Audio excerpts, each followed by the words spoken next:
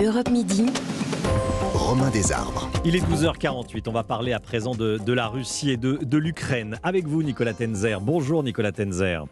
Bonjour. Vous êtes enseignant à Sciences Po, vous êtes spécialiste de la Russie, directeur de la publication de Desk Russie et président du Centre d'études et de réflexion pour l'action politique. On va parler tout d'abord des référendums. Les référendums organisés donc par les pro-russes qui tiennent 4 régions du sud et du sud-est de l'Ukraine. Victoire du oui, bon, il n'y avait pas trop de suspense, victoire du oui Pas vraiment, non. au rattachement à la Russie dans ces 4 régions. Qu'est-ce qui va changer dans les jours prochains ? Alors, d'abord, premièrement, il faut dire que ce référendum a été en fait organisé par la Russie elle-même. C'est-à-dire que derrière, quand on parle des pro-russes, en fait, ce sont des personnes qui sont complètement dans la main des Russes. C'est Moscou qui décide. L'idée ou la fiction, plus exactement, d'une autonomie des soi-disant séparatistes du Donbass, le terme séparatiste lui-même étant un élément de langage du Kremlin, ne tient pas. Ce qui va changer, évidemment, c'est que la Russie va considérer vraisemblablement ces territoires comme étant russes, comme étant partie du sol russe, et qu'elle va dire, mais c'est un élément là aussi de propagande, que toute attaque contre ces territoires, évidemment, menacerait la sécurité nationale. On a déjà eu des propos de l'ancien président Medvedev qui est allé dans ce sens. Voilà, on voit très bien cette rhétorique guerrière. La deuxième chose qui peut être changée, c'est qu'avec la mobilisation décrétée par Poutine, les gens de ces territoires, à partir du moment où ils deviendraient russes, pourraient être également mobilisés. C'est déjà le cas pour un autre territoire qui a été annexé en 2014 par la Russie, à savoir la Crimée, où on voit des gens de Crimée, des Ukrainiens donc, de fait, de droit, notamment des Tatars de Crimée, mobilisés dans l'armée russe pour combattre leurs frères ukrainiens. Ça veut dire que les alliés qui fournissent des armes aux Ukrainiens vont fournir des armes à des militaires ukrainiens qui pourraient attaquer ces régions, donc attaquer la Russie, si je vous suis. Non pas attaquer la avec Russie, nos armes. Alors, non pas attaquer la Russie, puisque personne, parmi les États civilisés, et même, je dirais, la très grande majorité des États, ne reconnaît ces référendums. La Turquie, même la Chine, même, on va le voir avec la Chine, même, je dirais, l'Inde, ne veut pas reconnaître les résultats de ces référendums. Oui, mais si Vladimir Poutine les reconnaît, lui, il pourra se sentir attaqué. Enfin, il pourra plus exactement prétendre qu'il se sent attaqué. Prétendre. Bon. Mais encore une fois, on est dans le discours, on n'est pas dans le droit international. Et d'ailleurs, encore une fois, les Ukrainiens, comme d'ailleurs les Alliés, ont dit que concrètement, cela ne changerait rien. Je dirais tout simplement à ce qui est une exigence du droit international, à savoir la nécessité pour l'Ukraine de reconquérir tous les territoires qui sont aujourd'hui occupés. Vladimir Poutine doit prendre la parole vendredi devant la Douma ? Oui, semble-t-il. Donc effectivement, il va effectivement dire, ben voilà, ce sont les territoires. Il va proférer de nouvelles menaces, ce qui n'est pas nouveau. C'est ce qu'il fait ou les gens de son entourage depuis un certain temps.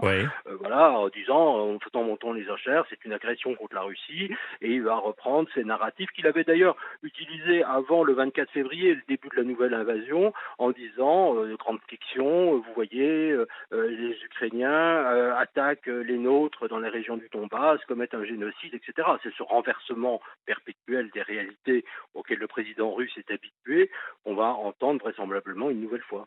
Vous dites faire monter les enchères, on ne peut pas aller au-delà des menaces nucléaires qu'il a proférées la dernière fois. Oui, voilà, qu'il a proféré la dernière fois et qu'il profère déjà depuis de nombreuses années, il faut le rappeler. Alors personne ne peut prendre ce risque évidemment à la légère. D'ailleurs, il y a eu des réponses américaines, certaines déclarations publiques, mais évidemment des contacts directs, des messages qui ont été passés à la Russie directement. En même temps, là aussi, c'est un élément de propagande, je dirais, qui est parfois d'ailleurs repris, parfois par certains en Europe, disant, mais voilà, ils disposent de l'arme nucléaire, si on va trop loin dans la réponse à l'agression, voyez le risque, etc., donc négocions, donc calmons le jeu, etc. Mais vous voyez bien que si un État comme la Russie, mais peut-être demain la Chine vis-à-vis de Taïwan, continue à utiliser l'arme nucléaire comme un moyen en disant aux alliés, mais surtout vous ne répliquez pas, ça veut dire que c'est la victoire ou la sanctification d'une certaine manière de la force pure. Donc c'est inacceptable. Au sujet de ce qui se passe en mer Baltique, le sabotage des gazoducs Nord Stream, c'est signé Poutine ou il y a un doute ? Le Kremlin a réagi ce matin, a dit non, c'est pas nous. Mmh. Oui, bon, ça c'est une Bon. habitude aussi, c'est-à-dire qu'il faut attendre le démenti Ils disent que pour c'est avoir la stupide et confirmation, si j'ose absurde. dire. C'est stupide, le Kremlin dit que c'est stupide et absurde de soupçonner la Russie. Voilà, je cherchais le terme exact. Alors, encore une fois, personne n'a aujourd'hui d'éléments qui permettent, je dirais matériellement, de manière certaine, absolue, de dire c'est la Russie ou un autre. Malgré tout, on connaît les intimidations répétées de la Russie en matière de gaz.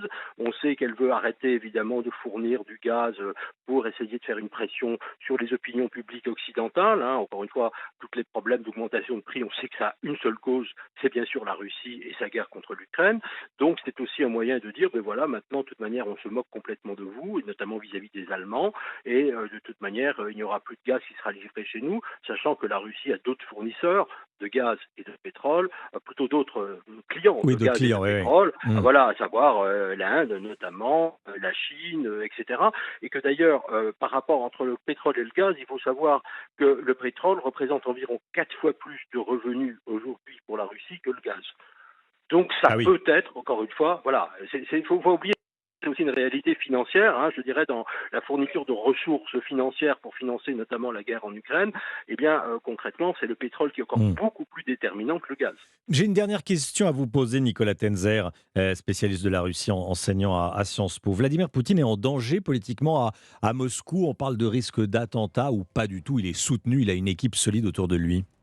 Alors, deux choses. Un, le renversement de Poutine par le peuple, c'est quelque chose auquel personne ne croit Oui. aujourd'hui. Il faut Mmh. être parfaitement clair. Oui. Deuxièmement, est-ce que dans son entourage, il y a des personnes, que ce soit des oligarques, donc des riches russes, ou très riches même, ou que ce soit des gens des services de sécurité et de l'armée qui commencent à voir d'un mauvais œil ce que fait Poutine? C'est probable.